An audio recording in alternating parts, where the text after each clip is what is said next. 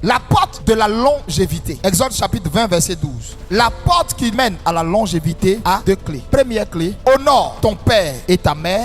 Deuxième clé, honore et crains les choses sacrées. Dans le livre de 2 Samuel, Uza fait partie de la tribu des Lévites. C'est-à-dire ceux qui sont gardiens du temple. Donc qui est censé connaître les choses sacrées. Comme l'âge était en train de dandiner un peu, parce qu'on ne sait pas comment le chariot conduisait l'âge. Il prend ses mains et puis il touche l'âge. Parce qu'il a touché ça seulement, il est tombé, il est mort. Et aujourd'hui, la mortalité se trouve dans nos églises parce que les enfants de Dieu ne respectent pas le sacré. On voit des gens qui quittent, on ne sait pas où. Ça, c'est le prophète, ça. Prophète Rastaman. Ils ne savent pas que la Bible dit ne touchez pas à mes oins. Mais c'est vous qui êtes là, qui critiquez tout, qui prenez tel homme de Dieu, qui l'insultez. Vous n'avez aucune crainte des choses que Dieu lui-même a sacrées. Il a mis son huile dessus. Voici pourquoi la porte de la longévité vous a été fermée. C'est dans l'église les gens devaient vivre jusqu'à 120 ans, 200 ans. Oui, c'est encore possible. Mais c'est dans l'église les gens meurent tôt. Les chantres meurent tôt. Les appelés meurent tôt. Pasteurs meurent tôt. À peine même ils atteignent 50 ans. Simplement parce que les gens jouent avec tout ce qui est sacré. Ils n'ont pas peur de Dieu. Ils n'ont pas peur de leurs parents. Une mère c'est sacré. Un père c'est sacré.